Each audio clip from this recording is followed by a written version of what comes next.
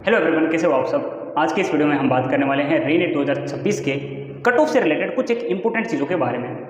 अभी इस चीज़ के बारे में बहुत कम लोग बात कर रहे होंगे, बट ये एक बहुत इंपॉर्टेंट टॉपिक है कि क्या एक्चुअल में करना चाहिए। कुछ स्टूडेंट काफ़ी इस चीज़ को लेकर टेंशन में होंगे। देखो, पेपर हुआ, सबने कट ऑफ के बारे में बात करी, सबने अपना अपना कट ऑफ का प्रेडिक्शन बताया कि मेरे अकॉर्डिंग क्या रह सकता है, मेरे अकॉर्डिंग क्या रह सकता है। पेपर हुआ तो मैंने भी बोला कि जो कट ऑफ है मेरे अकॉर्डिंग एक्सपेक्टेड पेपर की हार्डनेस को देखते हुए लगभग 525 के आसपास रह सकती है। ये मैंने आपको बोला। ज़्यादातर जगहों पर आप देख रहे होंगे 540 जो है इसको सेफ स्कोर बताया जा रहा है। काफ़ी सारे टीचर ये भी बोल रहे होंगे कि जिनके 540 से कम है वो देर मत करो, जल्दी जल्दी कोई ना कोई बैचेस ज्वाइन कर लो। वो तो बोलेंगे क्योंकि उन्होंने अपने नए बैचेस अभी लॉन्च किए हैं, तो चाहते हैं कि जल्दी से स्टूडेंट बस पढ़ना शुरू कर दे। जिन स्टूडेंट के 540 से थोड़े भी कम मार्क्स है, 535 में भी है, 530 में भी है, वो सारी होप छोड़ के तुरंत ड्रॉप ले ले, तुरंत अगले साल की तैयारी कर दें, तैयारी शुरू कर दें। तो एक्चुअल में जिन स्टूडेंट के मार्क्स 540 से कम है, जो जनरल और ओबीसी कैटेगरी से आते हैं, उन स्टूडेंट को एक्चुअल में इस टाइम में क्या करना चाहिए? क्या रिजल्ट का वेट करना चाहिए? क्या एमबीबीएस के लिए होपफुल रहना चाहिए, या वापस तैयारी शुरू कर देनी चाहिए, या फिर बीडीएस, बाम्स, इन सब कोर्सेज के बारे में सोचना चाहिए? बीडीएस, बाम्स, नर्सिंग, है ना, इसके अलावा वेटनरी, इन सब के बारे में सोचना चाहिए। ऑनेस्ट एडवाइस आपको मेरी तरफ से मिलेगी। अलग अलग सारे केसेस के बारे में बात करूंगा। देखो, पहली बात तो ये है, कट ऑफ जो है वो नियरली क्या रह सकती है। कट ऑफ का जो चांसेस है वो 525 का मैंने अपना प्रेडिक्शन बताया था। काफ़ी सारे लोग 540 के आसपास भी बातें करते हैं, है ना, एक्सट्रीम केसेस को लेते हुए। एक्सट्रीम केसेस को लेकर मैंने आपको अपना पिछला वीडियो जो था उसके अंदर मार्क्स वर्सेस रैंक में बताया था कि जितने ज़्यादा हाई मार्क्स बताए जा रहे हैं ना, ये 700 के आसपास के, इसके अकॉर्डिंग कट ऑफ लगभग 540 के आसपास भी जा सकती है। बट मैं अपनी उसी बात पर रहूँगा कि 25 के आसपास आने के पूरे चांसेस है। ठीक है, मतलब लगभग 525 से 540 के आसपास ये कट ऑफ जाती हुई दिखेगी। ये बात तो पक्की है जनरल और ओबीसी कैटेगरी के लिए। एससी और एसटी कैटेगरी क्या होगा? एससी कैटेगरी के लिए लगभग 450 के आसपास रह सकती है, और एसटी कैटेगरी के केस में क्या होगा, उससे लगभग 20 से 25 मार्क्स का, मतलब 425 के आसपास आप मान सकते हो। ऐसा पूरा कुछ सिनेरियो रहने वाला है। तो अब जिन स्टूडेंट के मार्क्स, जो जनरल और ओबीसी कैटेगरी के स्टूडेंट है, जिनके मार्क्स 540 से भी कम है, उनको क्या करना चाहिए?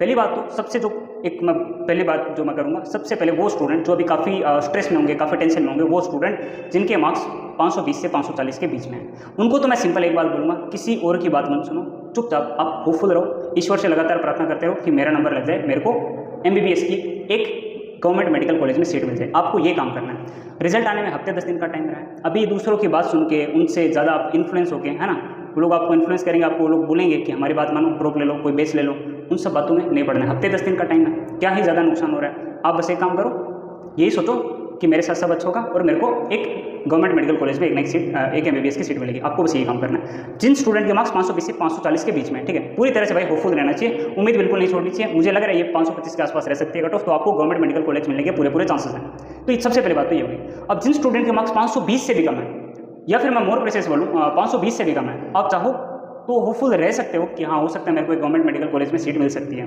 ना। 515 से 20 के आसपास के स्टूडेंट जिनके 515 से भी कम है ना, उनके लिए मैं एक बात बोलूँगा कि गवर्नमेंट मेडिकल कॉलेज एमबीबीएस के लिए मिलने के चांसेस भाई बहुत कम है, बहुत ही कम है ना, जब तक कि आपके स्टेट के अंदर कट ऑफ कम नहीं जाती है। कई सारे स्टेट हमारे देश में ऐसे हैं जहाँ पर कट ऑफ बहुत कम जाती है। अगर मान लो जो ऑल इंडिया कोटा में कट ऑफ लगभग 525 या 530 के आसपास रहती है, तो उनके स्टेट में जो कट ऑफ 500 से भी नीचे जाती है। ऐसे भी कई सारे स्टेट हमारे देश में, जैसे पिछले साल आपने देखा कट ऑफ 525 थी, बट कई सारे स्टेट में 500 से भी कम में मिली थी गवर्नमेंट मेडिकल कॉलेज, है ना। तो जो स्टूडेंट उन सारे स्टेट से आते हैं उनको तो भाई होपफुल रहना ही रहना है, ठीक है। बट जिन स्टूडेंट के स्टेट में हाई कट ऑफ जाती है ना, कि हाँ भाई अगर ऑल इंडिया कट ऑफ 525 है तो हमारे यहाँ तो उससे भी ज़्यादा जाती है या फिर उतनी ही जाती है, तो ना ऑल इंडिया कोटा में चांस, ना स्टेट कोटा में चांस, है ना। तो उन स्टूडेंट को क्या करना है, अगर आप बीडीएस, बाम्स, है ना, इसके अलावा जो आपके वेटनरी कोर्सेज हैं, नर्सिंग कोर्सेज हैं, अगर आप इन सब चीज़ों की तरफ जाने के लिए इंटरेस्टेड हो, तो आप इस टाइम में अपने डॉक्यूमेंट्स बनवा सकते हो। आपका डोमिसाइल हो गया, इसके अलावा आपके अदर जो डॉक्यूमेंट है जो एडमिशन के लिए चाहिए, आप वो सब बनवा सकते हो इस टाइम में, ठीक है। या फिर अगर आप चाहते हो कि आपको गवर्नमेंट मेडिकल कॉलेज से एमबीबीएस ही करना है, तो आप एक काम करो, आप वापस अपनी प्रिपरेशन के बारे में सोच सकते हो। तुरंत शुरू करने की कोई जरूरत नहीं, आराम से आप अपना टाइम लो,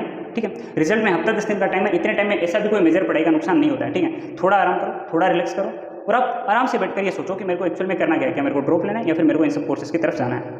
अगर लगता है कि नहीं मेरा पैशन है, मेरा ड्रीम है, मेरे को बनना एमबीबीएस वाला डॉक्टर ही है, तो फिर आप ड्रॉप लेने के बारे में सोच सकते हो। बट आराम से पूरा सोच समझ के डिसीजन लेना है। जल्दबाजी में कोई भी बोल रहा है कि हाँ हमारा बैच इस तारीख को लॉन्च हो रहा है, आप रिजल्ट से पहले ही हमारे बैच परचेस कर लो, ऐसे नहीं करना है, ठीक है। तो आराम से पूरा समय लेते हुए आपको डिसीजन लेना है। रिजल्ट तक आप आराम से वेट कर सकते हो, रिजल्ट देखो, उसके बाद में कि हाँ अब मैं एक फ्रेश स्टार्ट करूँगा, जीरो से शुरुआत करूँगा और अगले साल मैं गवर्नमेंट मेडिकल कॉलेज लेने वाला हूँ, ठीक है। ये डिसीजन आप उसके अकॉर्डिंग ले सकते हो। जिन स्टूडेंट के 500 से भी कम मार्क्स हैं, जो जनरल और ओबीसी कैटेगरी से आते हैं, उनके लिए भाई अगर आप गवर्नमेंट मेडिकल कॉलेज लेना चाहते हो, एमबीबीएस करना चाहते हो, तो ड्रॉप ही एक रास्ता है। अदरवाइज आप जो दूसरे कोर्सेज में जाना चाहते हो उसके लिए भी आप जा सकते हो। उसके लिए तो अगर आप एलिजिबल हो मतलब आपके मार्क्स उस रेंज में आते हैं कि आपको BDS, मार्क्स या फिर वेटनरी कॉलेजेस या फिर आपको नर्सिंग की कोई कॉलेजेस मिल जाए, तो उसके अकॉर्डिंग आप अपनी काउंसलिंग फिर आगे करवा सकते हो। ठीक है, तो उसके लिए आप अपने डॉक्यूमेंट अभी से प्रिपेयर करना शुरू कर सकते हो।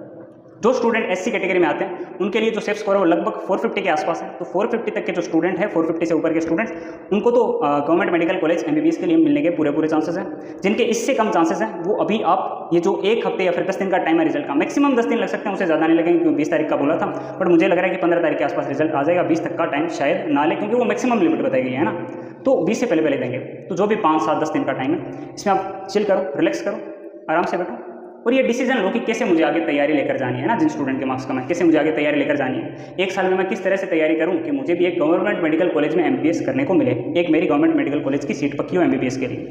ST कैटेगरी में जो स्टूडेंट है उनके लिए कट ऑफ लगभग 500, उनके लिए कट ऑफ जो है वो लगभग 425 के आसपास रहने के चांसेस हैं।